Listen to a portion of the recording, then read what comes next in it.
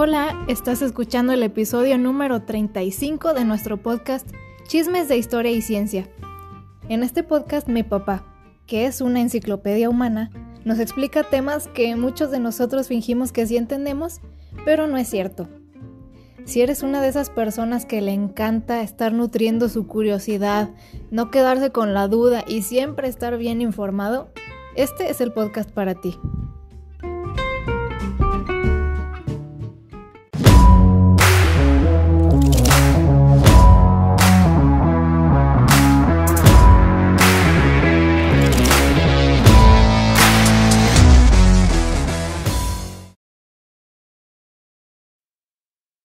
Hola, muy buenas tardes, queridos amigos. Mi nombre es Fernando Navarro. Hoy vamos a desarrollar un tema que para mí, especialmente y para muchas personas, estoy seguro, representa un tema muy interesante. Puede serlo, puede no serlo. Lo que sí tiene es que no es un tema ajeno. Todo el mundo sabe algo de él, pero la gran mayoría, me atrevo a decirlo porque lo he comprobado, sabe muy poco acerca. Solamente tiene algunos juicios, que diría yo hasta prejuicios, por ser un pueblo como el judío, que el pueblo judío a algunos nos enseñaron desde que éramos pequeños a sentir cierta aversión y hasta odio por ellos. Se me encuentra a mi derecha mi hija Rubí, quien lo saluda y con quien comparto este programa con mucho gusto para todos ustedes. Y sí estoy a su derecha, aunque la grabación parezca que no, porque se ve como si fuera un espejo, ¿no? Es cierto. Pero sí, aquí estamos, buenas tardes, noches, días, el momento que nos estén viendo o escuchando.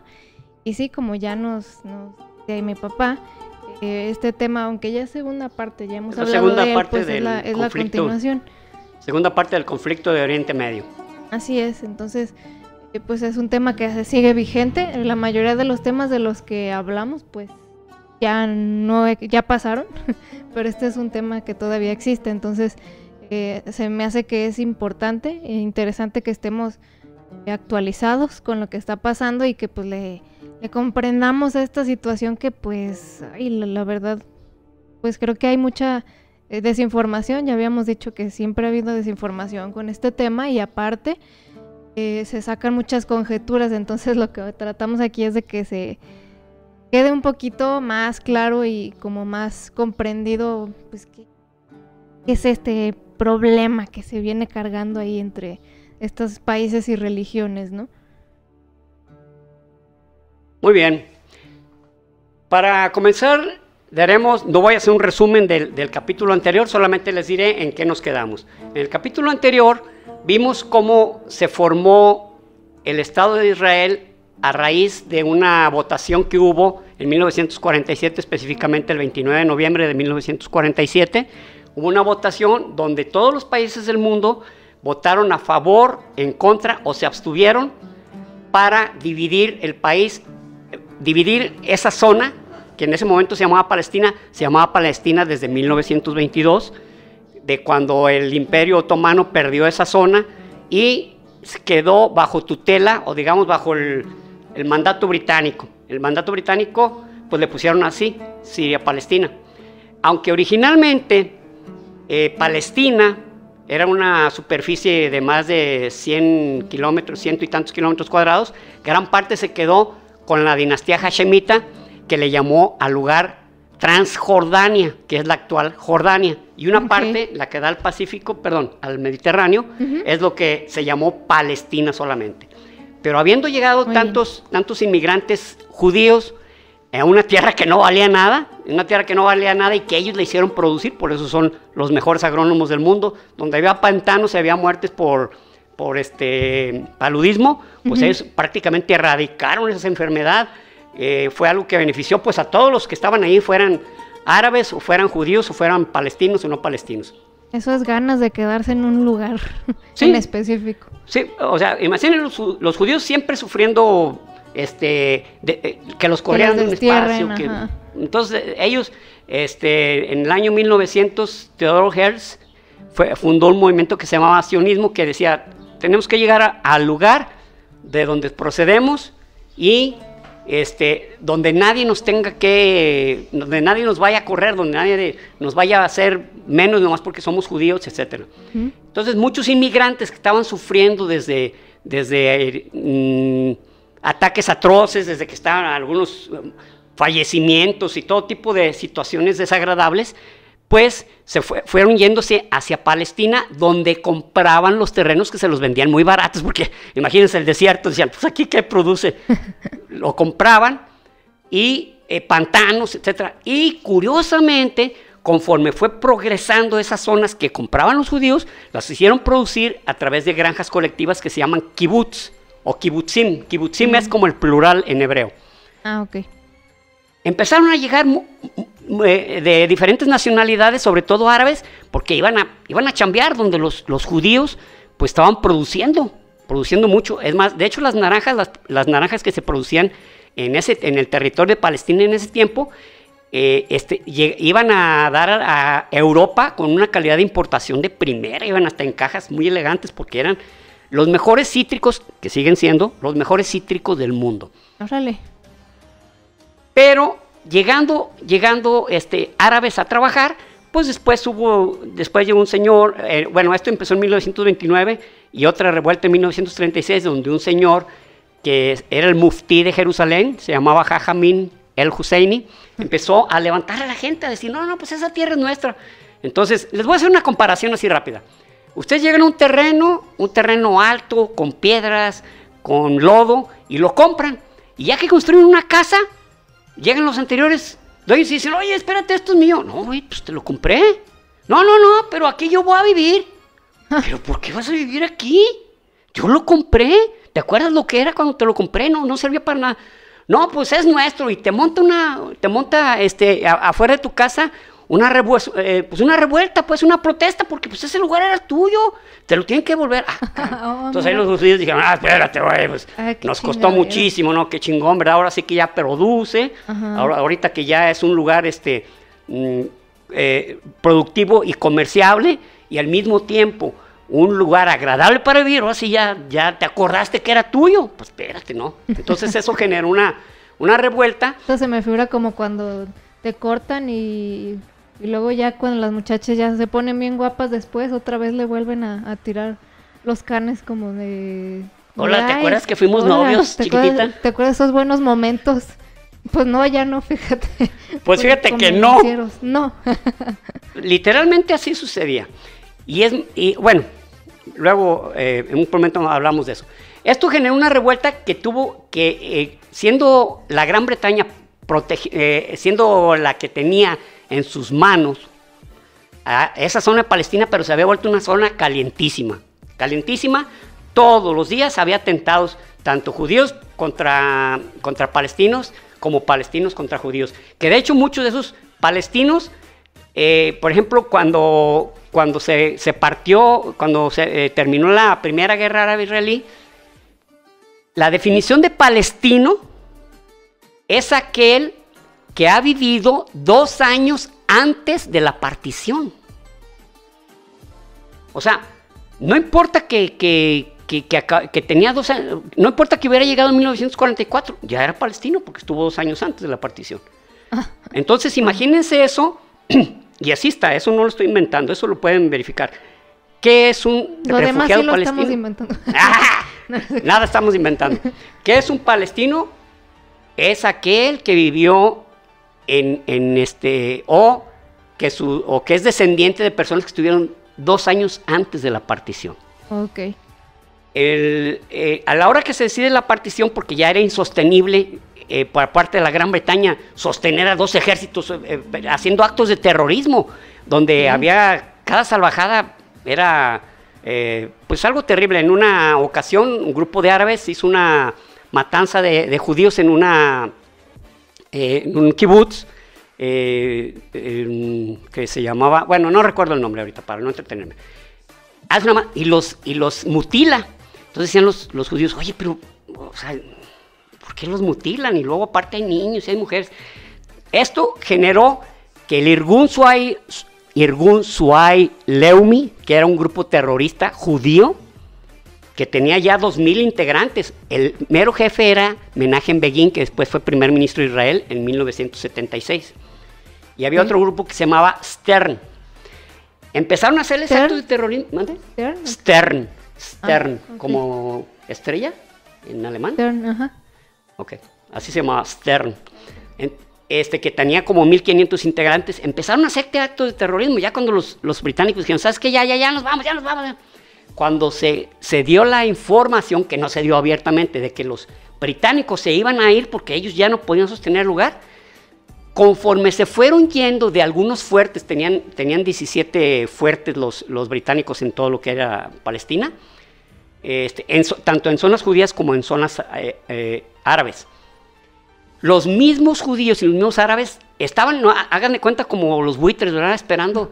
En cuanto se salían los británicos, ¡pum!, luchaban por quedarse con ese fuerte o con ese edificio, de tal manera de posicionarse, porque ellos sabían, aunque era un secreto a voces, porque ya lo habían dicho los árabes, que si se independizaba Israel, aunque si tuviera favorable la partición y que se independizaba, los iban a matar a todos, a correrlos, a matarlos a todos y aventarlos al mar.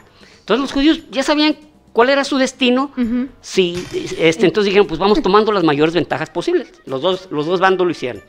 En el momento de la partición en 1947, ya los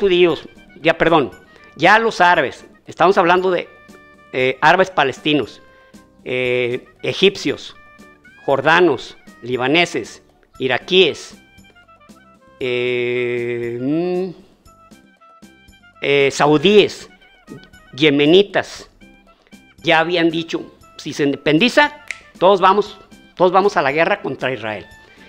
Entonces, el 14 de mayo de 1948, siendo David Ben Gurión, quien fue, no fue el padre del sionismo, el padre del sionismo fue Theodor Herzl, pero David Ben Gurión fue como el padre de la patria, fue un tipo ya grande, él era de origen polaco, pero flanqueado por personas que ya habían nacido en Israel, como era Moshe Dayan, que fue el primer ministro de guerra en Israel en los 50s y 60s, y estaba Yigal Alon, que era el jefe de los Palmaj. La Palmaj era como un grupo de soldados que protegían a los kibbutz y a los Mochav Obdim. Los Mochav Obdim es otro tipo de granja colectiva, difiere un poco, pero no voy a explicar, no voy a meterme en detalles. Entonces, y era Yigal Alon, que ya había nacido en Israel, Moshe Dayan, que había nacido Moshe Sheretz, que ya había nacido en Israel, y por último, Yitzhak Rabin, que también había nacido ya en Israel. O sea, grandes personalidades del judaísmo ya nacidos en Israel, y que habían sido hijos de inmigrantes. Sí. Declara la independencia David Ben Gurión, no sin mencionar que esperaba una convivencia pacífica con todos los vecinos y que las puertas de Israel estaban abiertas a quien quisiera, fuera la nacionalidad que fuera, e invitaba a todos los judíos que estaban viviendo momentos momentos sin certeza, momentos de pobreza, momentos de persecución, o sobrevivientes, sobre todo porque acababa de pasar la Segunda Guerra Mundial y había habido 6 millones de muertos en campos de concentración. Los invitaba, vénganse, aquí está su tierra. Se termina la ceremonia, obviamente, en varias partes, sobre todo en Galilea, en el Negev. En el Negev, fíjense, era una zona que los israelíes habían hecho florecer, sin embargo se las dan a los árabes. Y no protestaron los judíos, dijeron, bueno, pues nosotros queremos un pedazo de tierra y es lo que nos están dando, donde nos lo den está bien. Empiezan los ataques por todos lados y empiezan a llegar en el puerto de Haifa y de Tel Aviv, empiezan a llegar muchísimos sobrevivientes de la Segunda Guerra Mundial, y a los cuales no tuvieron ni qué decirles, les dieron un arma y péguenle, cabrón. Curiosamente, Gran Bretaña ayudó a los árabes en ese tiempo. No digo curiosamente, voy a decir, básicamente la Gran Bretaña ayudó inclusive a bombardear a los judíos ayudando a los árabes, porque los árabes en ese momento eran los que tenían el poder, La lana por el petróleo, ¿no? Era el momento del boom del petróleo. Y hasta ahorita todavía. Y hasta ahorita. Entonces, y los judíos pues no tenían mucho que ofrecer, ¿verdad? Que digamos, no tenían aviación. El país que ayudó a Israel fue Francia en ese tiempo. Vaya. Francia fue el que le vendió, porque inclusive los mismos Estados Unidos no le ayudaron a Israel, contra lo que mucha gente piensa. Al contrario, dijo, ¿saben qué? Si algún país ayuda a Israel, nosotros lo vamos a vetar, que, como diciendo, que se rasquen con sus uñas. Sin embargo, ya los judíos habían hecho un sistema de contrabando de armas. No tenían las mejores armas, pero ya tenían muchas armas, y sobre todo tenían la determinación de vivir en una tierra propia. Eso es más poderoso que cualquier arma. Claro. Más poderoso. Y viniendo de sobrevivir de un infierno, como fue en los campos de concentración alemán, ellos estaban en el paraíso, cabrón. En el paraíso con un arma. Ellos qué miedo ya les puedes infundir, ya les había pasado lo peor que puede pasar, lo peor que ha pasado. ¿A qué le podían temer? O sea, ¿qué me pueden hacer? ¿Matarme? ¿Jabón? Ay, ya estaba muerto. Yo estaba muerto, cabrón. Sarcástico ese comentario. Obviamente. Entonces, Francia fue quien yo tengo una hipótesis de que Francia ayudó a los israelíes ya en ese momento, ya no eran judíos, ya eran los israelíes. Los empezaron a ayudar, primero porque hubo una discrepancia al final de la Segunda Guerra Mundial de que Estados Unidos quería que Francia liderara la zona de Indochina, o sea, lo que es Vietnam, Laos, y ahí con el general Charles de Gaulle hubo una discrepancia muy seria, y aparte la naciente, que luego vamos a hablar un capítulo completo de lo que es ¿cómo se llama? El cuerpo o la organización de espionaje de Israel, que es una de las mejores del mundo. Sí, suena muy interesante eso. Es el Mossad. En ese tiempo se llamaba Mosham Ali Yavet, así se llamaba el servicio de inteligencia. Había ayudado a los franceses, inclusive en su misma tierra. Entonces había como un cierto agradecimiento oculto y les empezó a suministrar. Dijo, ¿saben qué? Nosotros no ganamos la guerra, los que ganaron fueron los gringos, fueron los soviéticos y fueron los ingleses. Nosotros tenemos a estos avioncitos, cara. Y resultó ser que esos avioncitos, bueno, esos aviones que no eran los famosos Spitfire británicos ni los famosos Mustang, ¿verdad? Los PC-50 de Estados Unidos, pero eran aviones que cuando empezaba la aviación francesa a producir los Mirage, pero estos Mirage eran de la Segunda Guerra Mundial, y resultó ser que muchos de los que estaban llegando a Palestina, o en ese momento ya Israel, la parte de los judíos, ya sabían, eran unos pilotos de primera línea. Inclusive a la Gran Bretaña le hicieron pasar una humillación porque dos aviones caza israelí tumbaron a 11 aviones de la RAF, de la Royal Air Force. O sea, en realidad estos tipos venían con, o sea, los israelíes venían con todo. Sí. Se defendieron en cada kibutz, en la parte sur, entre Egipto, y Egipto vio una oportunidad de quedarse con Jerusalén. O sea, hasta entre los mismos árabes ya sabían cómo iban a traicionarse. O sea, a ver quién les convenía quedarse, ¿verdad? Llegaron a Jerusalén, pero ahí los jordanos, o transjordanos todavía en ese tiempo, tenían un ejército formidable, ¿no? Que era la Legión Árabe, que había formado el ejército británico, que era un ejército excelente, de primera línea. No lo lograron, pero hubo unas cosas que favorecieron a los israelíes, y que era el miedo. O sea, queriendo los árabes infundir valor a su gente, diciendo, ¿saben qué? Los árabes están descuartizándolos, se los están comiendo vivos, los están ahorcando, los están rostizando. Pues mucha gente se iba de su pueblo, decía, no, vámonos, cabrón, ahí vienen los judíos. No, gracias. No, es que yo no voy a dejar que me coman, cabrón. Y aparte de eso también era, por ejemplo, llegó una parte al norte, pasando los altos de Golán, llegando por Galilea, llega parte del ejército sirio. Y el ejército sirio, como el chiste de ese de, no, a mí con 2 cachetadas tengo. Con unos cuantos disparos, dejaron de pelear. Y dije, no, estos güeyes traen rifles. No, güey, ¿qué esperaban? ¿Resorteras? No manches. Pues claro, o sea, y se atrincheraron correctamente. Van a pelear piedra, papel o tijera todos. Piedra, papel o tijera. Piedra, y ya estaban ensayando ellos. No, ya le seguimos, cabrón.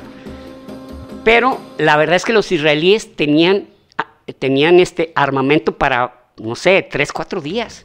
Pero con muy poco lo hicieron, porque prácticamente había unas huidas escandalosas entre los soldados. No había moral, no había una moral. En ese tiempo quien gobernaba Egipto era el rey Farouk. El rey Farouk era en realidad un gobernante corrupto que no le importaba gran cosa, que él se iba con lo que quería el pueblo, ¿no? Ay, que las judías, sí vamos, pero en realidad no era un tipo que mostrara o que permitía, más bien que impulsara a su gente a luchar. No. Él le valía madre. Él vivía bien a gusto, en sus sofás como tipo Cleopatra, ¿no? Y le valía madre todo lo demás. Ay, caña. Total, la guerra de independencia que le llaman los israelíes duró 8 meses. Duró 8 meses en el cual una de las grandes batallas fue en Jerusalén y no pudieron apoderarse de Jerusalén. Realmente ahí Transjordania lo tenía muy bien posicionado, lo tenía muy bien atrincherado, y los israelíes se quedaron con la frustración de que su ciudad eterna seguía estando en manos de los árabes. Que también esto generó cierta frustración en ellos porque realmente era una ciudad abandonada.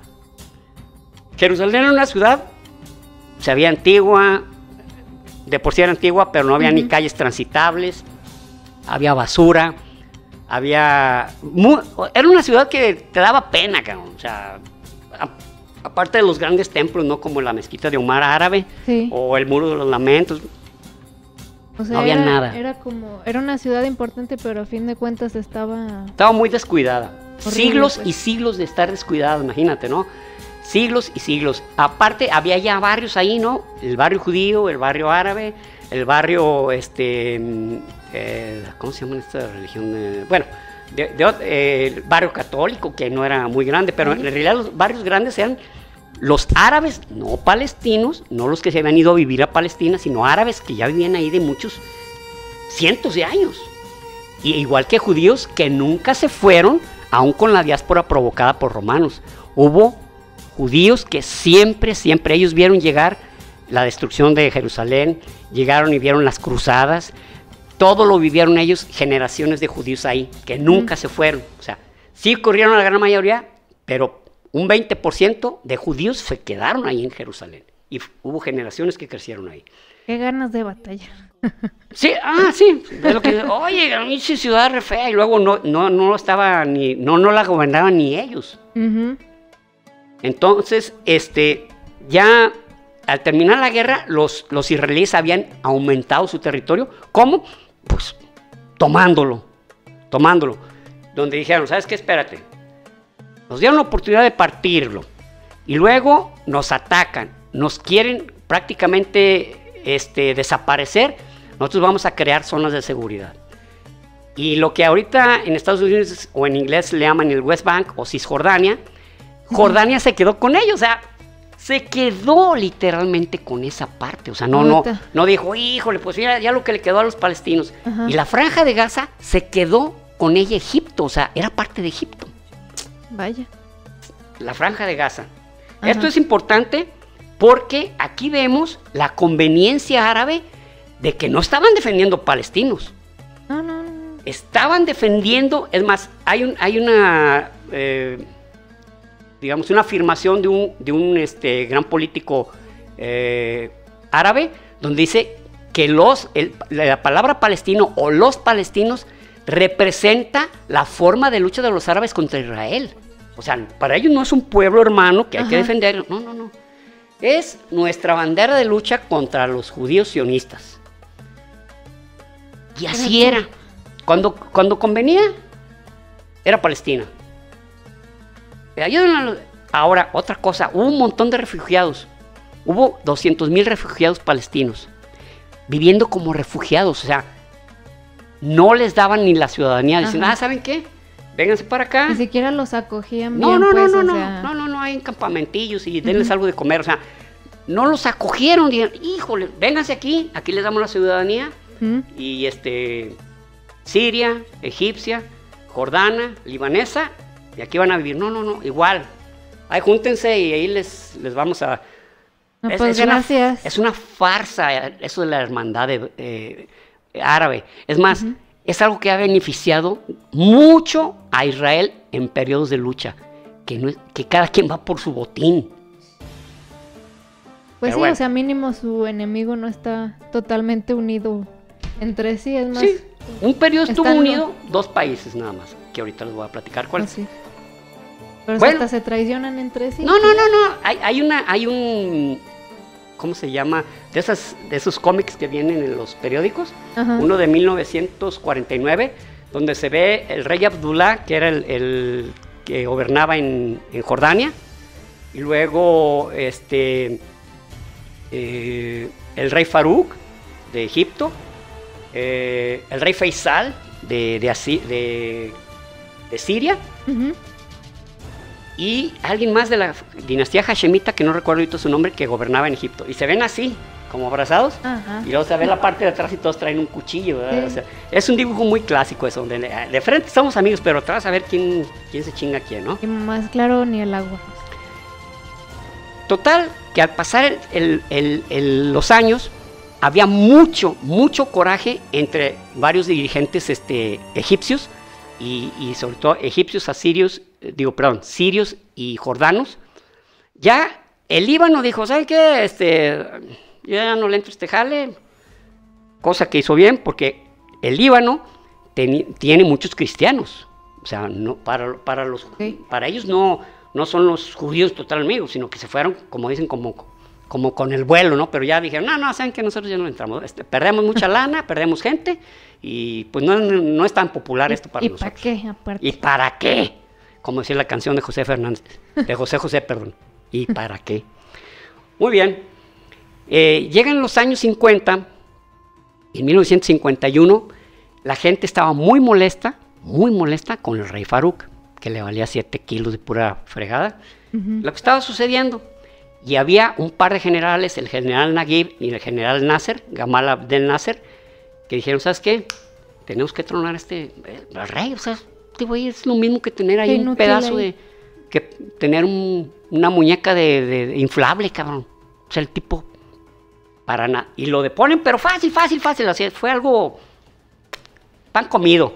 Lo tumban, ellos llegan al poder, y con a poco tiempo el que se queda con el poder es Gamal Abdel Nasser, porque el general Naguib también era medio acomodaticio y realmente Nasser era un líder comprometidísimo con su pueblo y que realmente buscaba la desaparición del Estado de Israel. No digo que sea bueno, pero él decía, lo vamos a tener que hacer a nuestro modo, con nuestras fuerzas. Y entra ahorita vamos a ver por qué querían tanto a Gamal Abdel Nasser los egipcios. Entra y lo primero que se le ocurre, bueno, no que se le ocurre, sino que dice, el primer proyecto que tenemos que hacer es una presa, la presa de Asuán. La presa de Asuán es gigantesca. Uno de los episodios, digamos, novedosos fue que movieron templos completos egipcios. Los gigantes de Abu Simbel los cambiaron piedra por piedra a otro lado, porque iban a quedar inundados. El objetivo de Nasser era poder controlar las crecientes del río Nilo. Entonces... O sea, se tenía que hacer... naturalmente no. O sea, se tenía que hacer por si él quería sacar a su país de la pobreza, no depender de las inundaciones del Nilo, no vivir desgracias cada vez que llovía mucho, poder repartir el agua de manera equitativa. O sea, realmente esa presa ha beneficiado muchísimo a Egipto. Para aumentarle su calidad de vida su y calidad no estar de vida. A merced, pues, de exactamente, lo que pase, así como lo dijiste, aumentar su calidad de vida. Qué bien. Entonces, bueno, retrocediendo un poco, a finales del siglo XIX, se había hecho ese canal por iniciativa de un francés llamado Fernando de Lesseps.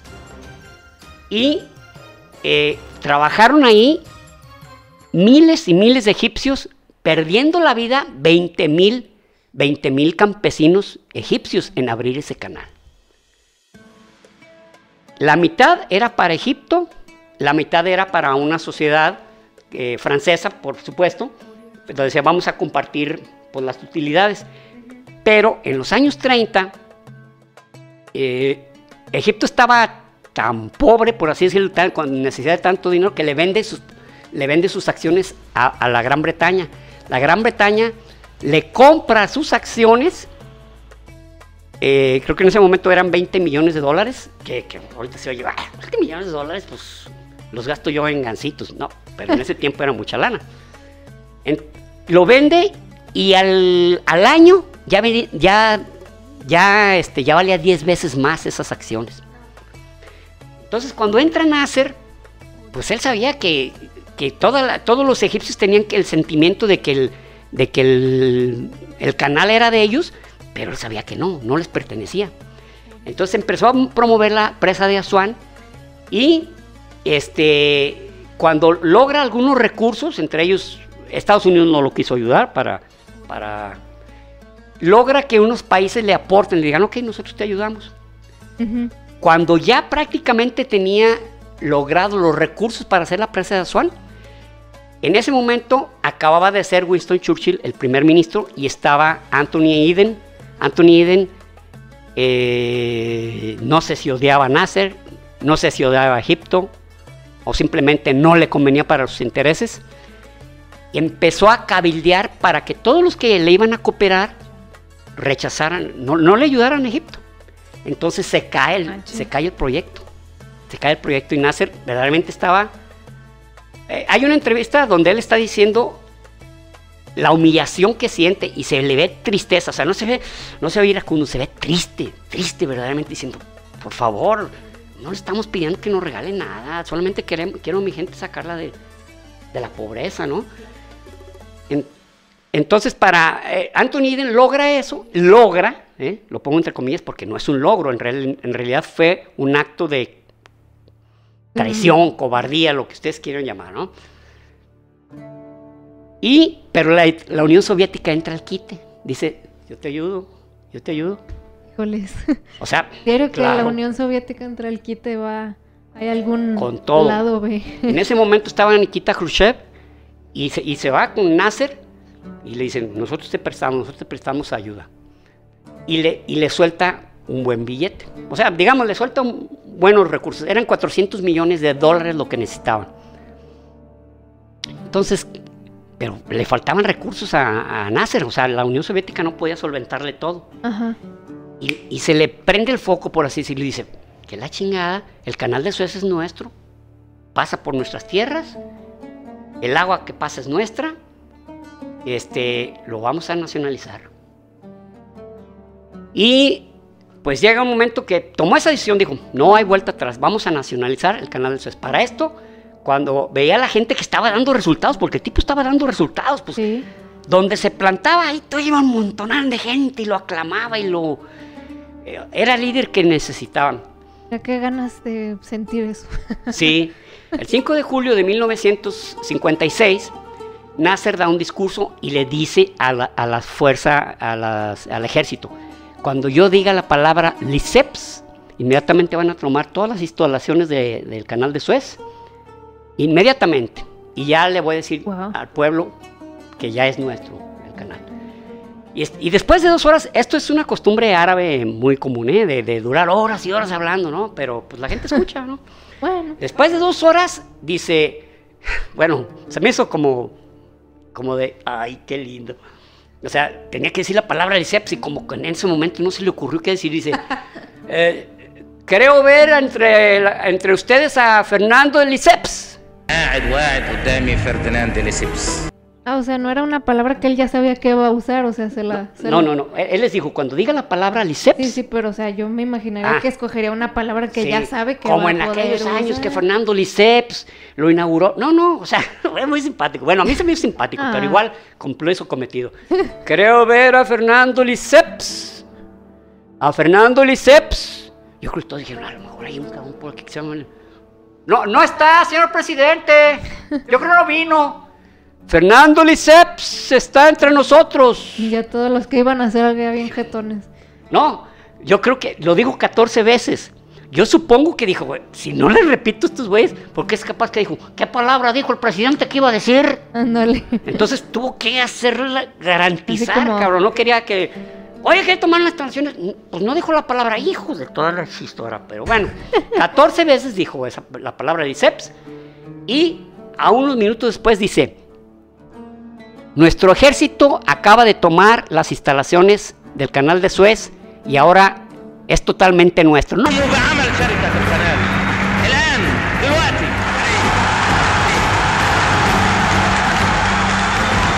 قناة السويس البحرية شركة مساهمة مصرية مال وحقوق وما عليها من التزامات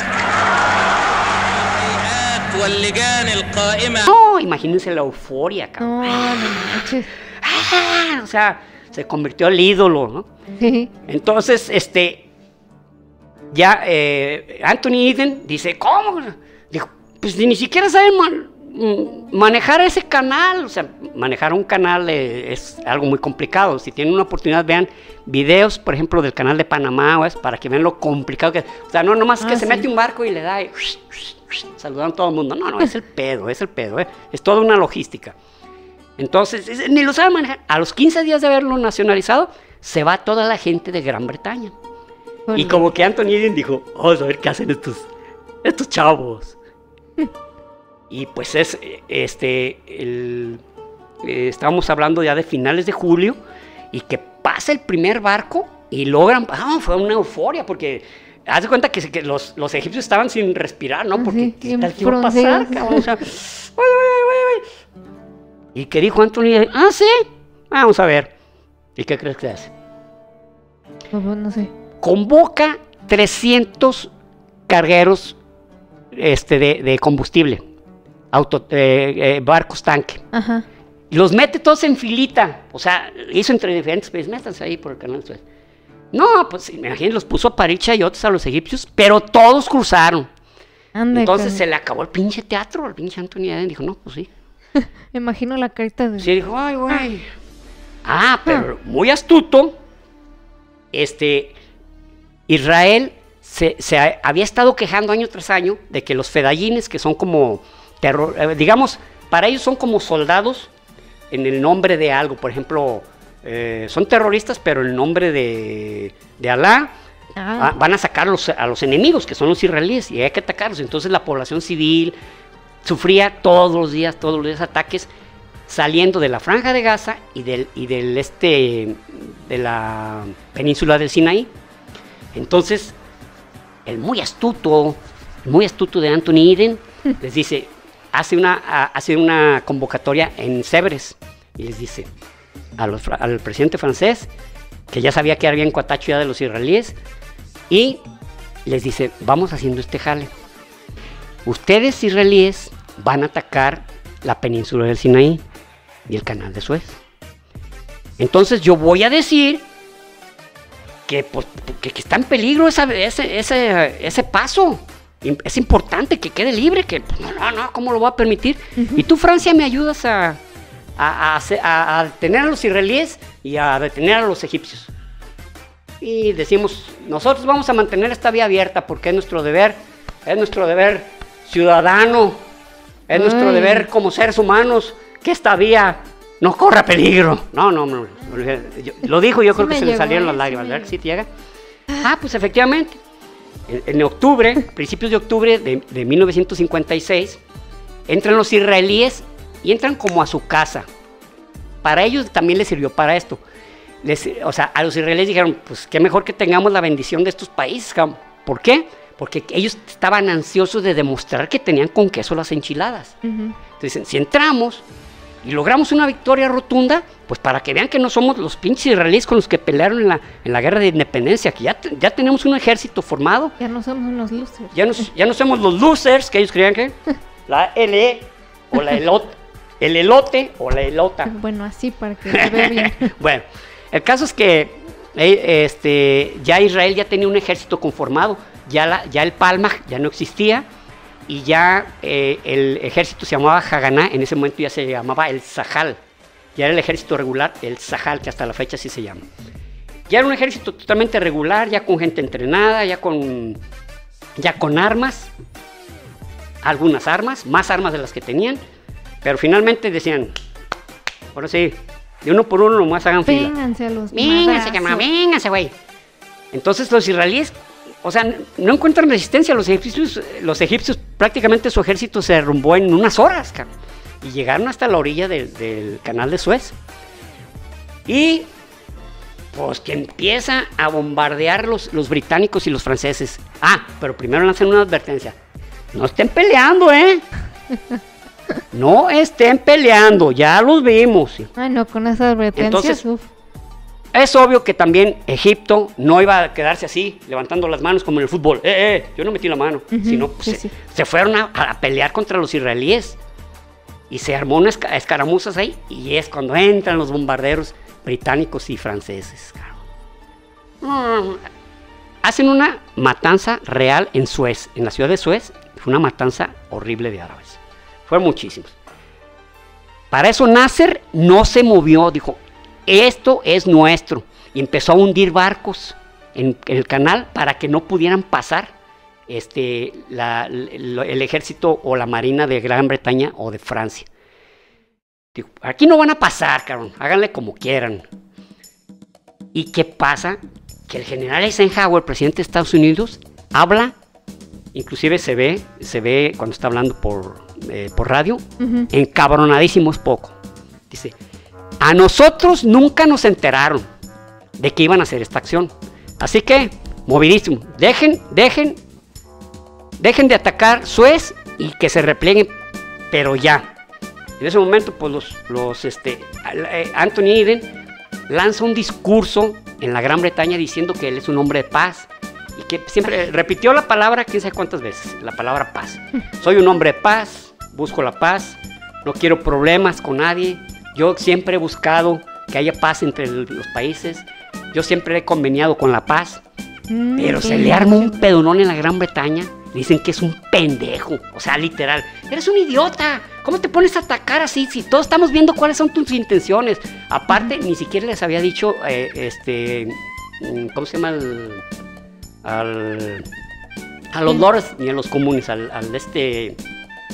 ¿Parlamento? Al parlamento. Ni siquiera estaban enterados. O sea, fue una acción, porque dice él que él estaba, ¿cómo se dice? Bueno, él podía tener esa autorización si ve un peligro para los intereses de la Gran Bretaña. Entonces dijo: pues es que yo peleé eso. Yo, no. Bueno, el caso es que el tipo salió cagado. Cagado. De pendejazo no lo bajaba. De pendejo. Y dicen: pues que ¿quién se te ocurre, güey? O sea, ¿quién te va a creer? La misma gente que iba a protestar las plazas de Londres decía: ¿quién te va a creer? ¿Sabes qué? O eres un pendejo, así literal. O eres un pendejo o piensas que nosotros lo somos, cabrón. Y no somos pendejos, cabrón. No, pues el tipo tuvo que dejar el cargo y se fue a vivir a Jamaica. O sea, ni en Inglaterra se pudo quedar. Y los israelíes se tuvieron que retirar, pero haz de cuenta que como una distancia, llamémosle, de prevención, entonces entraron los cascos azules de la ONU y separaron a los dos ejércitos. O sea, era una zona donde iban a estar separados tanto los egipcios como los israelíes, pero por una línea mantenida por la ONU. Fue muy criticado no solamente la Gran Bretaña y Francia, sino Israel, que en ese momento tenía como primer ministro a David Ben Gurión, porque le dijeron: oye, aprovechaste la coyuntura, y que se da a conocer el protocolo de Sèvres, donde dice perfectamente casi las instrucciones de lo que iban a hacer, unos pocos años después. No, pues, cagadero, dijeron: ay, güey, mira, así que muy espontáneo, ¿verdad? Oh, mira, cosa que ya sabían, Sí, sí, cosa sí. que ya sabía, ¿no? Pero Pues ya lo ahí estaba comprobaron. por Ajá. escrito, ¿no? No sabemos cómo salió, pero qué bueno por el que lo sacó, ¿no? Ya empezaron a limpiar el canal de Suez y Gamal Abdel Nasser estaba encumbrado, encumbrado casi como si fuera el dios egipcio, como si fuera Amón, cabrón. O sea, no nomás era el tipo que quería Egipto. Era el tipo que no nomás quería que una Sí, o sea, el que sí hizo algo por ellos. que pues, sí o sea, hizo algo por eso. Se construyó la presa de Asuán, que sigue siendo una obra formidable y le ayudó muchísimo a Egipto. El canal de Suez lo maneja Egipto. Entonces, ya le faltaba uno de sus cometidos a Gamal Abdel Nasser, que era correr a los israelíes de Israel-Palestina. Pero él no se andaba con cosas. Él, ¿cuánto tiempo llevamos? 44. Empezó, en 1967 empiezan a haber tensiones entre Israel y Egipto. ¿Y qué hicieron los egipcios? En 1967 el gran líder era Gamal Abdel Nasser, era el grande de grandes.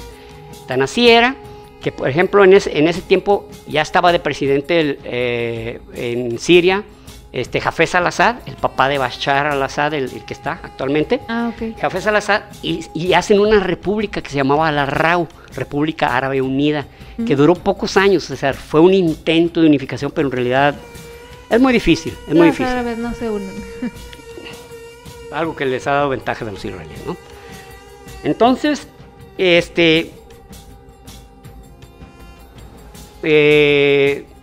lo que hacen los egipcios es que cierran el Golfo de Eilat, el estrecho de Tirán, de tal manera que cerraron el paso a las embarcaciones israelíes y ya no podían pasar.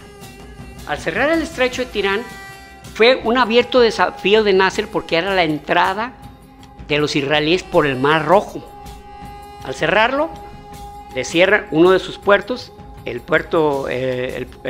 estrecho de Tirán y el Golfo de Eilat quedó cerrado. Los israelíes tuvieron que aguantar vara. ¿Por qué? Porque no querían la guerra. Y al contrario, los egipcios sí querían la guerra. De hecho, ya Nasser ya estaba en un plan. Todos los días, esto lo pueden verificar, se emitía por radio una voz que decía: los vamos a matar, los vamos a calcinar. En hebreo, en su propio idioma de los israelíes, le estaban diciendo: vamos a acabar con ustedes, los vamos a degollar a todos. Que se oye muy drástico, sí, pero en realidad la propaganda árabe siempre ha sido así, ¿eh? No crean que se miden las palabras, o sea, es hablar como si estuvieran hablando de matar borregos y hacer una comida, literal, hacer barbacoa. Ay, no es por ser así como que, bueno, no sé si eso cuenta como racista o no, pues, pero es que neta que horribles están sus religiones, o sea, ni parece religión, parece que más bien los enseñan a odiar y a matar y... mira, yo lo que digo es que efectivamente es la esencia de la religión. Imagínate, el líder, el profeta,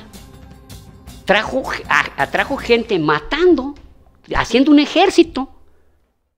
Entonces, sí, pues de ahí que para ellos es, no digo lo normal, pero es lo que escuchan desde pequeños, ¿no? Lo que es ser el fiel, lo que es ser religioso.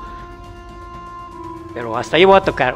En otra ocasión vamos a hablar de toda la religión del Islam, de todo cómo se conformó, cómo se integra, etcétera, en qué consiste, etcétera, etcétera.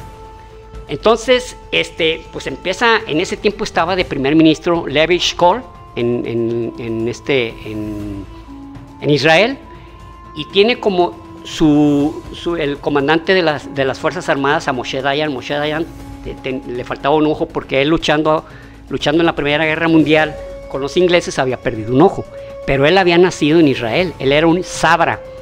Todos los que son nacidos en Israel se les llamaba sabras. El sabra, la sabra es una fruta que se da nomás en Israel. Entonces, yo soy Sabra, ¿sabes qué? Yo no vine de América o no vine de Europa, yo nací aquí, soy un Sabra. Uy, soy puro. Soy blanco y puro, bueno, con un parche. Pero era un tipo muy listo en cuestión de guerra, era un gran estratega y un gran táctico. Y todos los días estaban escuchando eso. ¿Saben qué? Los vamos a matar, los vamos a destruir, los vamos a despedazar, después de matarlos y quemarlos, los vamos a echar al mar, así. Y la alarma se encendió todavía más brutalmente cuando Nasser le dice a los cascos azules, en ese tiempo el que era el secretario general de la ONU era un birmano que se llamaba U Thant, el nombre es U Thant. Le dice, ¿sabes qué? Saca tus soldaditos de plomo. ¿Para qué? Nomás para ir a dar la vuelta, pues, para que no le estorbaran, para atacar a Israel. Uy. Entonces, pues empiezan, oye, cabrón, está pasando esto. Y luego, Nasser, cada discurso, así fuera a inaugurar una tienda de salchichas, vamos a chingar a los israelíes, ya no van a quedar. O sea, cualquier momento que él tenía su micrófono en la boca, era para denostar, condenar y amenazar a los israelíes. No manches. Yo creo que también de estar tanto dice ya como que pues pasa a la acción, ¿no? Ya no te la creen. Yo creo que hacer amenazas muy seguido como que le quita lo especial, ¿no? Yo creo que sí. Y ya inclusive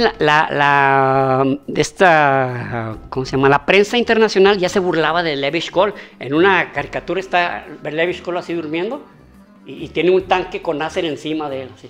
O sea, como diciéndole, no mames, güey, ¿qué estás esperando? Sí. ¿Qué estás esperando?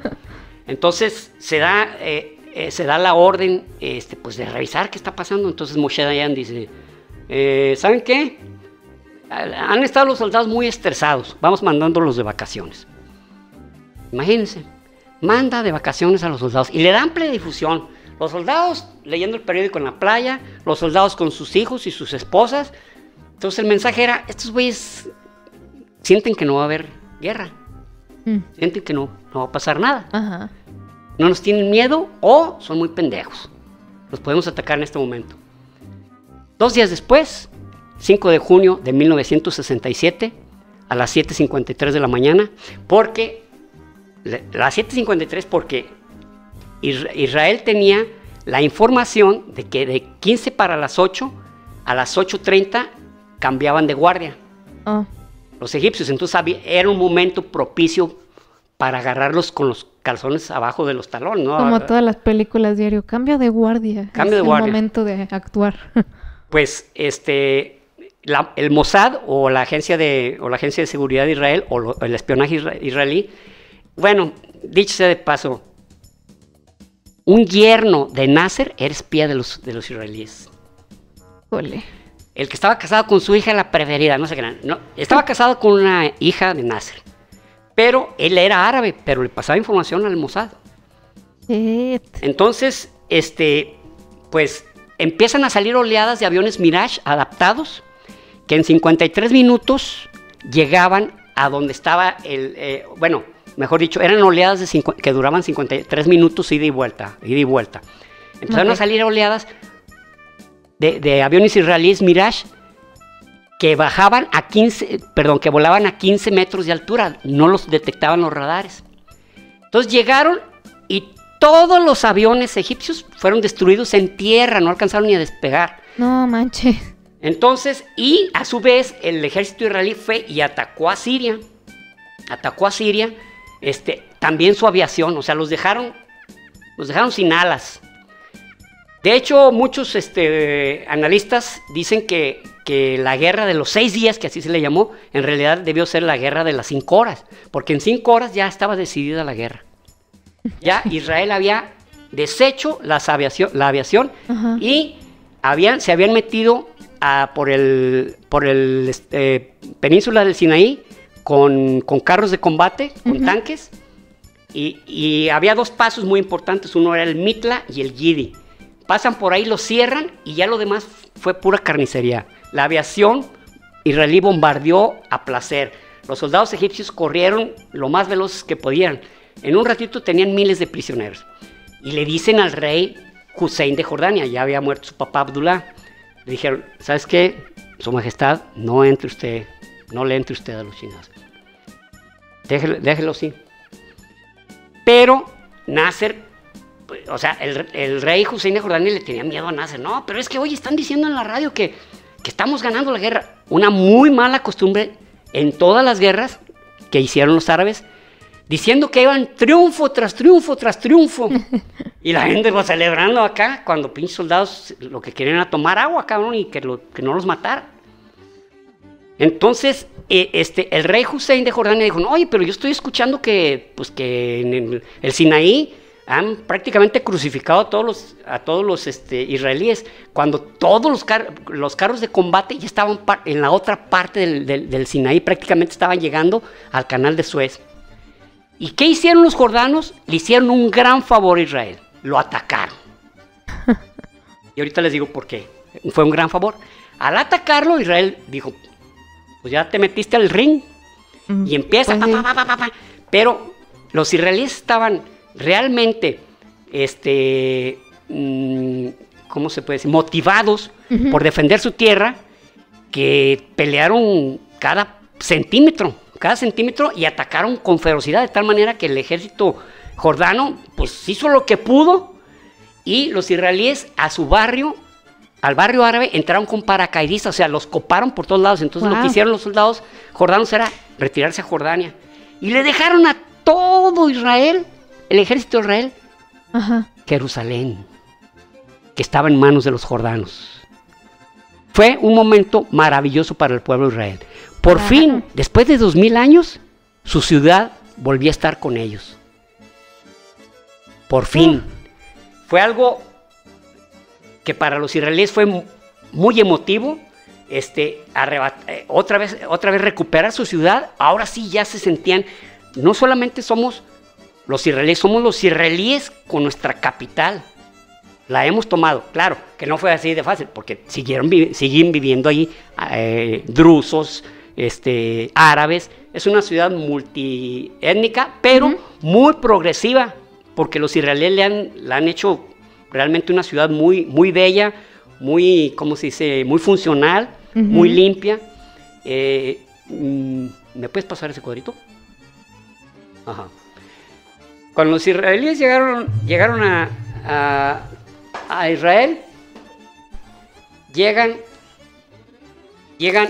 al Muro de las Lamentaciones a rezar después de 2000 años de vivir errantes.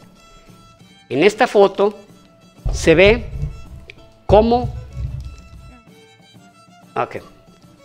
llegando los soldados israelíes rezando ahí, se puede ver lágrimas, se pueden ver risas, se puede ver agradecimiento, pero por fin Jerusalén volvía a estar en manos de los judíos, y ya no más serían los errantes judíos.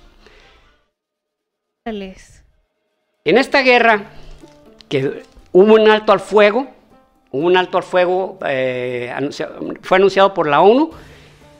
Los israelíes habían capturado las alturas del Golán. Las alturas del Golán eran un territorio alto desde la cual los sirios bombardeaban las ciudades del norte de Galilea, y capturan la Faja de Gaza, capturan Cisjordania, que es el West Bank famoso, y capturan la península del Sinaí.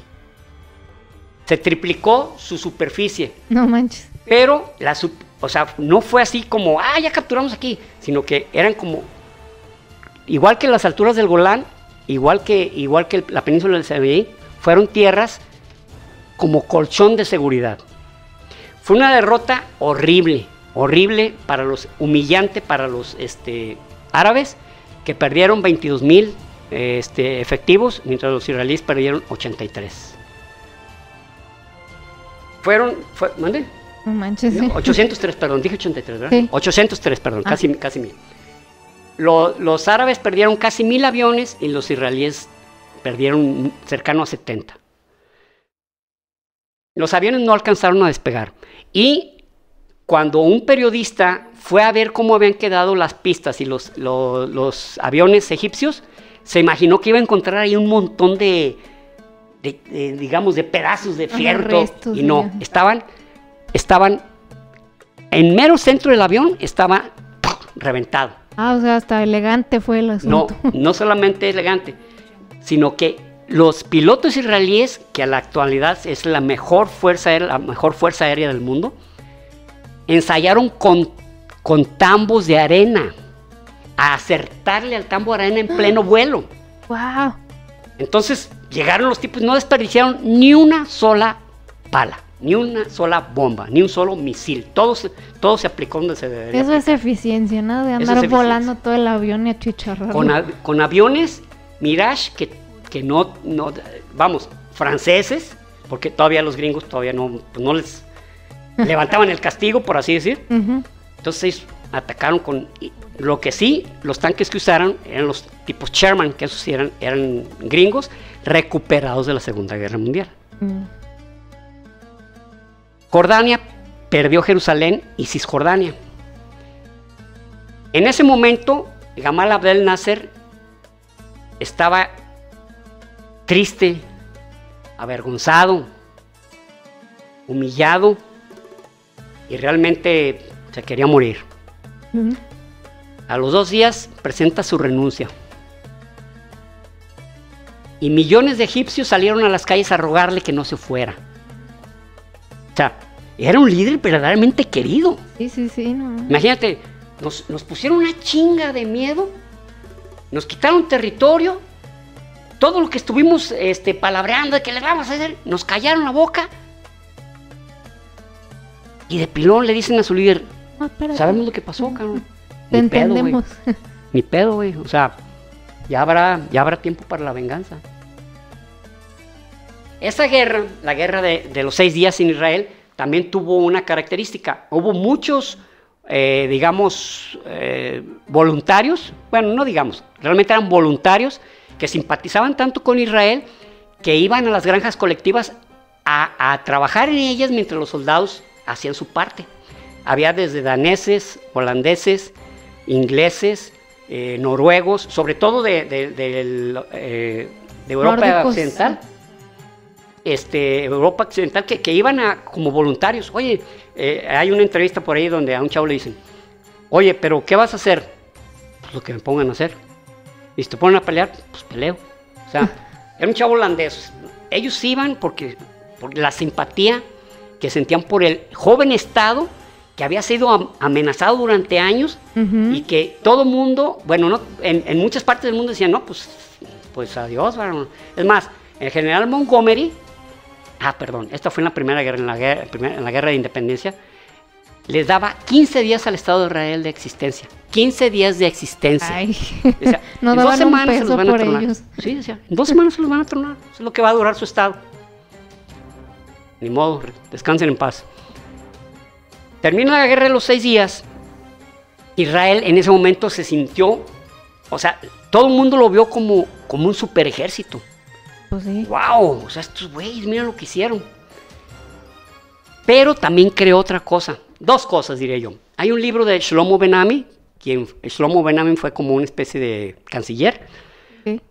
donde lo entrevistan y dice, ¿en qué momento Israel se convirtió en el malo de la película? O sea, estamos hablando de 1967, imagínense generaciones oían el abuso de los soldados israelíes, los israelíes hicieron eso, pero no saben todo lo que hay detrás de fondo, ¿no? Ajá. Y dice Shlomo Ben-Ami, desde que ganamos la guerra de los 6 días, desde entonces el mundo supo que éramos un ejército de verdad, que éramos un ejército poderoso y que no necesitábamos ayuda y por lo tanto no necesitábamos de la lástima. Y entonces fue cuando la propaganda árabe empezó a decir, miren el abuso que hacen estos cuates. Y, miren, ¿por qué? Porque pues, así es, se aprovecharon la coyuntura. Claro. Ni modo que dijeran algo lastimoso por Israel. Los había aplastado en unos días. Sí. A Irak también, a Irak también. O sea, fueron 4 países los que participaron, los 4 se los tronó. Entonces, ¿quién va a sentir lástima por un país que te muestra ese poder? Nadie. Pero también los israelíes se sintieron muy, ¿cómo se dice? Muy Pues, hinchados ¿cómo se dice? de... Sí, muy hinchados, pero ¿cómo se dice? ¿qué palabra se utiliza? ¿Cómo se me fue a escapar? Pero bueno. Para decir que... Muy alzados, pero no, hay otros así como muy sobrados. Ah, muy ok. sobrados, ¿no? Árabes ni saben pelear y la chava. Y de 1967 a 1973 hubo guerra de desgaste. O sea, la guerra de desgaste fue entre Egipto e Israel. Y no era más que estar mandándole aviones de guerra, disparando misiles, disparando bombas a Israel, cosa que le salía carísimo. Una vez, 2 Mirage se tronaron 15 MiG-23 egipcios. No, O sea, no manches. eran unos superpilotos, cabrón. O sea, realmente eran formidables, pero no, era como decir, no me estoy dando por vencido, Sí. no te voy a dar el gusto de que tu triunfo lo goces, cabrón. Entonces, hubo ese periodo de la guerra de desgaste que aparte ingresaban fedayines o terroristas en el territorio israelí y pues mataban desde escolares hasta, bueno, a población civil y soldados, etc. En 1970 fallece de un ataque cardíaco Gamal Abdel Nasser, el gran líder de Egipto, queridísimo. Nada más fueron a su sepelio 5 millones de personas. Ay, no manches. Una demostración de verdadero dolor, de verdadera solidaridad, de tristeza, porque Nasser realmente, en todos los países árabes, realmente había hecho algo por su pueblo. No demeritando a otros, pero por ejemplo, los al-Assad, de Siria, o Jordania, o Irak, no han hecho tanto por su pueblo como lo hizo, con todo el corazón, pero con todo su odio también hacia los israelíes. Fallece y entra como presidente Anwar el-Sadat. Entra Anwar el-Sadat y en 1973 empieza otra vez a verse, como dicen, vientos de guerra. Empieza a formarse tanto los sirios como los egipcios, pero en ese momento estaba de primer ministro Golda Meir. Ah, Y estaba de ministro de... hablamos de ella en el de líderes políticas femeninas para que si no lo han escuchado, pues vayan y lo escuchen porque está muy interesante y sepan de quién estamos hablando ahorita. Exacto. Bueno, en 1973 había pasado la tragedia de que el grupo Septiembre Negro de la Organización para la Liberación Palestina había matado a todos los atletas israelíes en Múnich. Ay, sí. Fue en 1972. Y este grupo Septiembre Negro se había creado porque los palestinos ingresan muchos a lo que es Jordania y prácticamente ya mandaban ellos. Es más, ya a ellos se les tenía que pedir permiso, autorización para que aterrizaran aviones. Entonces ya el rey Hussein de Jordania, hagan de cuenta que decía, caray, pues yo estoy pintado, ¿verdad? Ya sé. Estos cuates dan salvoconductos, dicen quién aterriza, quién no aterriza. Prácticamente tienen a mi población asustada y decide sacarlos y una matanza de palestinos por parte del gobierno jordano. Y fue en septiembre de 1970, por eso se llama Septiembre Negro ese grupo. Pues sí. Pero el coraje era contra los israelíes, ¿verdad? Pero igual no hay justificación. Ay, ¿por qué no se fueron contra el rey de Jordania? No hay justificación para ir a matar a nadie. No. Entonces, empezaron otra vez los vientos de guerra. Y a 4 horas de que se iniciara la guerra, era el día de la expiación de los judíos. Era el 6 de octubre de 1973 y estaba en pleno Yom Kippur. Todos estaban orando. Prácticamente estaba en silencio todo el país. 4 horas antes, ya lo que ya sospechaban, que era el ministro de guerra, que era en ese tiempo Moshe Dayan, y el jefe de las Fuerzas Armadas, que era David Eleazar, y Golda Meir, sabían 4 horas antes que estaba por lanzarse un ataque por los árabes. Pero estaba de presidente de Estados Unidos Gerald Ford. Perdón. Era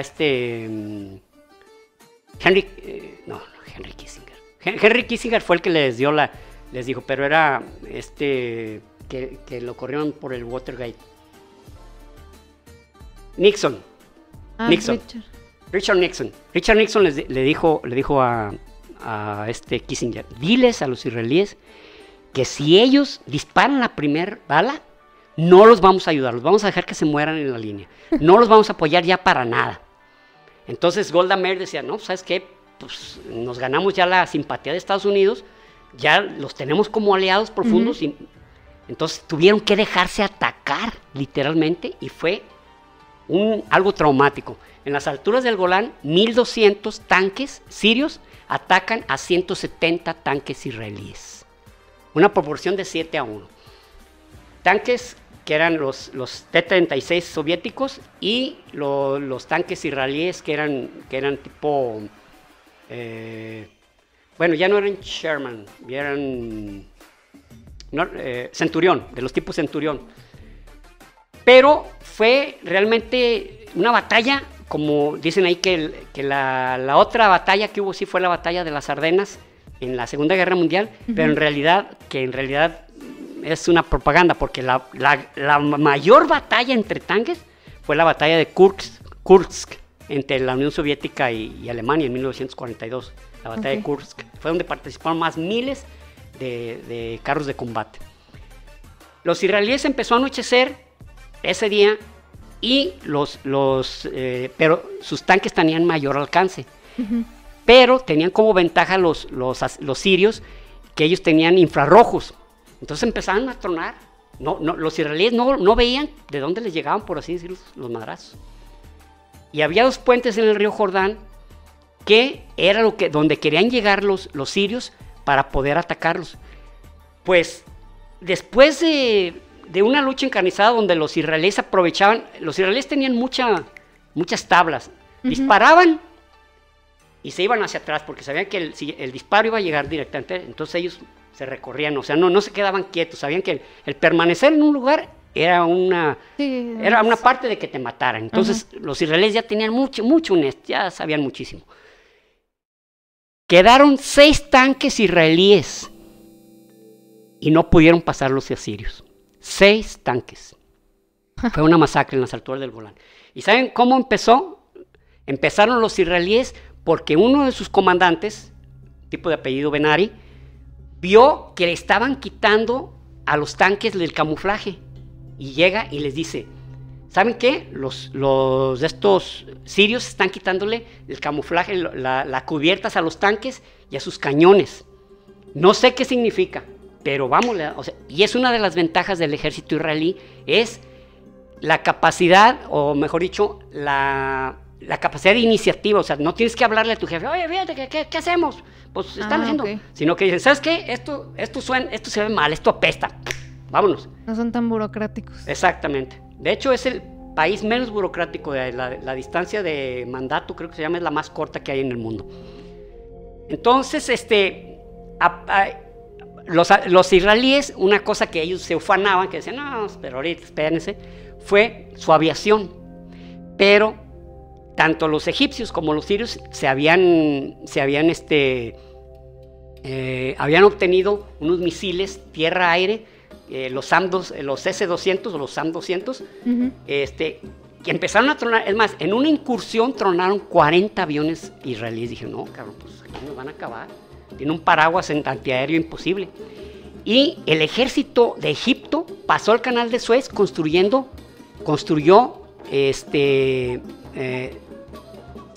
50 puentes provisionales en 10 horas. 50 en 10 horas, o sea, casi 5 por hora.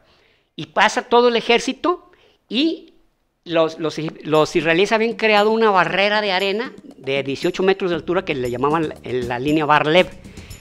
¿Qué hicieron los egipcios? Entraron con unas bombas de agua soviéticas y en unas horas empezaron a desmoronarlas. Entonces ya incursionaron dentro de la península de Sinaí y empezaron a unos misiles que se llamaban Sager, los empezaron a plantar y donde había tanques que apenas estaban reorganizándose, los empezaron a tronar. venía la aviación y los tronaban al otro lado del del canal de Suez. Y ya sabían los egipcios y los sirios que Israel podía en 20 horas tener a todos sus reservistas listos. Entonces tenían que darse prisa. Pero mientras los sirios trataban de llegar hasta Israel, los egipcios se dieron por bien servidos pasando la línea Bar-Lev y proclamando el triunfo. Para eso ya los soldados israelíes, el ejército israelí se organizó en 10 horas, un tiempo récord, y empezó a mandar sus tanques hacia el Sinaí. Destrozó lo que había. Es más, en un par de días ya tenía 20,000 prisioneros. Ya tenía 20,000 prisioneros los israelíes. Pasan al otro lado por los lagos amargos. Los lagos amargos es la parte del sur del canal de Suez. Pasan al lado egipcio. Y van contra el Cairo. Van a la ciudad del Cairo. Y los israelíes están a 60 kilómetros de Damasco, la capital de Siria. O sea, revirtieron la situación. Para ese momento, Anwar el-Sadat estaba celebrando, toda la gente eufórica, aplaudiéndole, y él acá. O sea, estaban despedazando sus líneas y él acá celebrando el triunfo. ¿Pero por qué no sabía o por qué? No sé, no dicen por qué. Yo creo que no sabía, porque no puedes saber. Pero después dije, no, yo creo que sí. Porque al detenerse el ejército egipcio y ya no arriesgarse más, es porque querían reivindicar no un triunfo. Lo que querían era quitarse la humillación de la guerra de los 6 días. Es decir, le estamos ganando, ya les ganamos, ya no juego.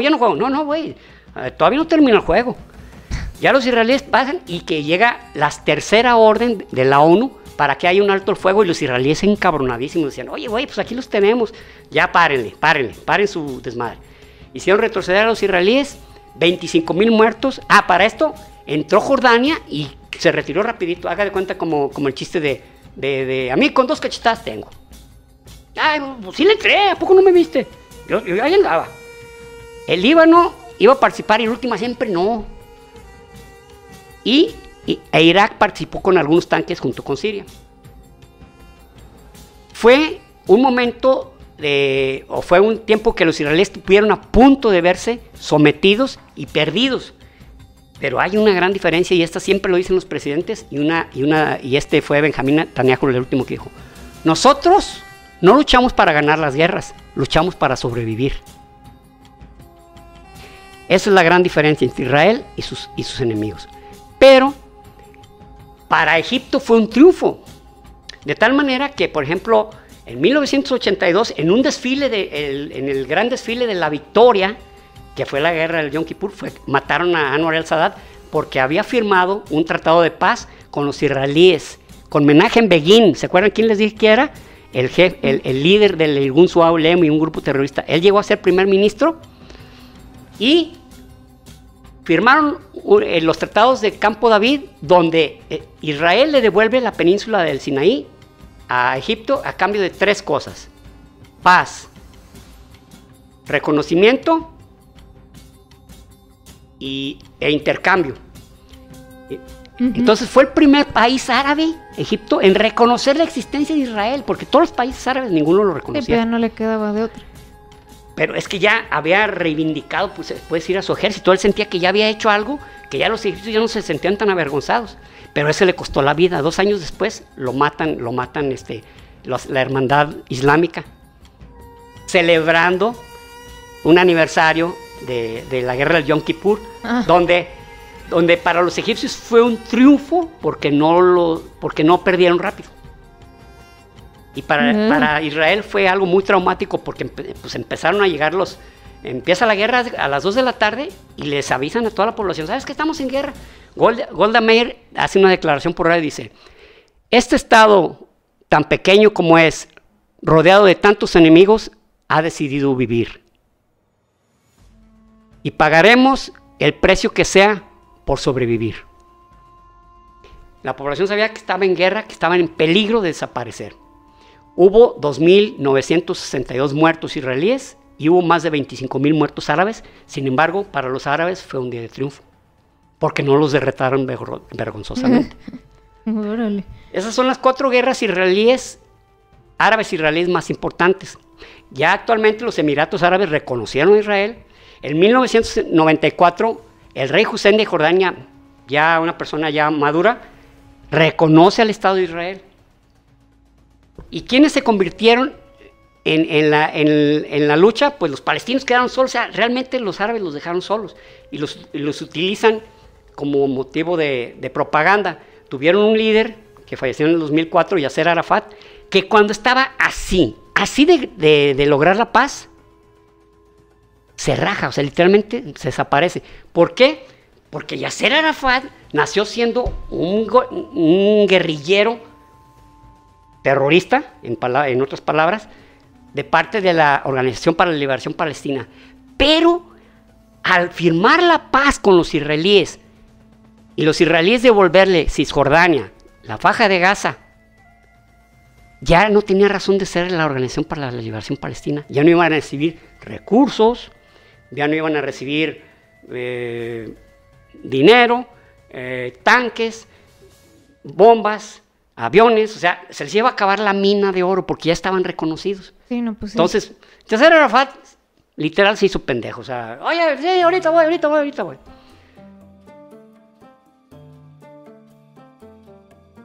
Después de la guerra del Yom Kippur hubo otra guerra más breve, que, bueno, no más breve, sino menos cruenta, que fue que, bueno, es cuando los israelíes entran al Líbano y liberan al Líbano de la organización, porque ya el país ya le pertenecía, literalmente ya lo mandaba a la Organización para la Liberación Palestina. El líder, el general que llevó a cabo el ataque era Ariel Sharon, que después fue primer ministro israelí, y que Ariel Sharon en el 2005 devuelve la Faja de Gaza a los palestinos, se las devuelve sin nada, así por así decir, sin ningún tratado de nada, así, ¿cómo se llama? Unilateralmente. Dice, ahí está, esa tierra de ustedes, háganse bolas. Donde los israelíes han recibido frecuentes ataques, pero no hay pretexto, o sea, te la estoy devolviendo, sin que tengas que pelear ni pedirla, es más, siquiera. Pero bueno, eso es otra cosa. Pero también a su vez Ariel Sharon, creó el controversial muro que separa Cisjordania de Israel. Ah, sí. Y que ha reducido en un 82% los ataques a Israel por parte de los federales. Se ve horrible, por cierto. Sí, pero se ve horrible, pero le dio más seguridad a los israelíes, ¿no? O sea, podían entrar en cualquier momento y hacer un atentado en una tienda, en un centro comercial, en un aeropuerto, en una escuela, donde fuera. Sí.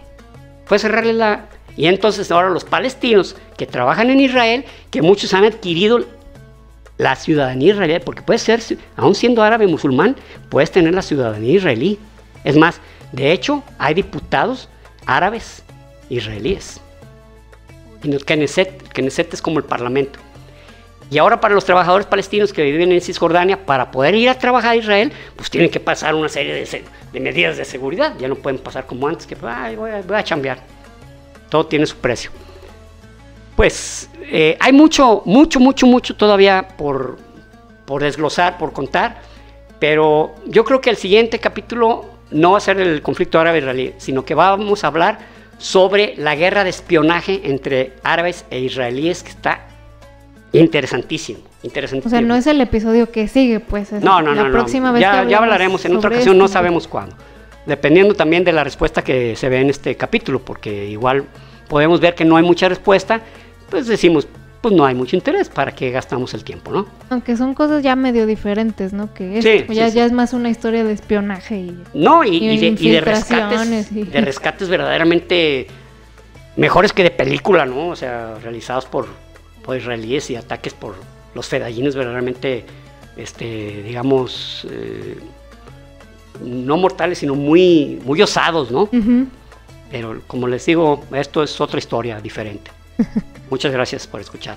Muy bien, pues ojalá que no les haya explotado la cabeza con tanto nombre y fecha y dato, pero me sorprende un chingo de cosas que pasaron. O sea, cuántas guerras no surgen nada más por un solo acontecimiento, y esta cosa es larguísima. O sea, son montones de ataques, de guerras, luchas, o sea, súper extenso y a mí se me hace personalmente que es muy de a gratis, nomás por su odio y por sus ideas que se traen y ya. O sea, bueno, hace muy poco productivo este conflicto. Sí, realmente. Muy menso, pero bueno, pues es lo que hay, ¿no? A fin de cuentas. Es correcto.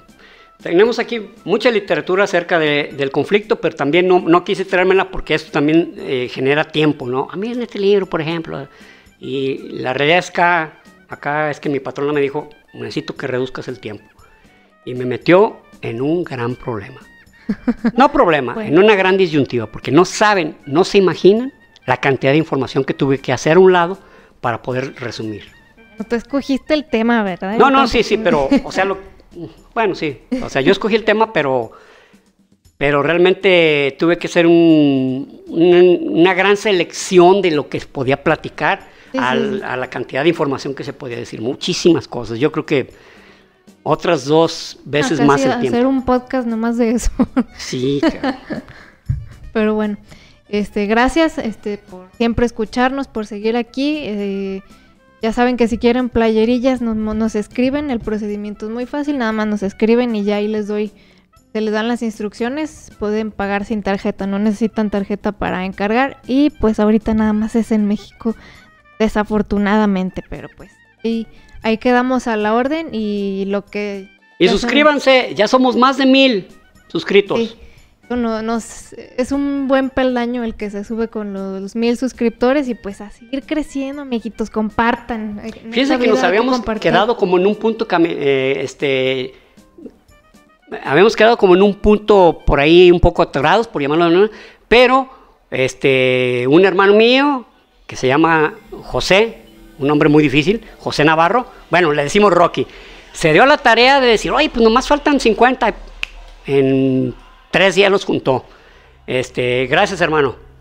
Que no estábamos estancados, ¿eh? No, O sea, sí. íbamos creciendo más lento, pero generarnos 50 en... Sí, no, la verdad sí se rifó. Sí fue una buena labor, ¿no? Se puso ahí a publicar en su Face y en WhatsApp y todo eso y gracias tío Rocky por ayudarnos a crecer, que ya se está convirtiendo en parte de también al ayudarnos y pues ustedes también nos pueden ayudar ahí, recomendar su episodio favorito en su Instagram, por ejemplo, si lo suben a sus historias, eso nos hace un parote porque pues le llega a sus conocidos que ustedes tienen y pues no les cuesta nada, ¿verdad?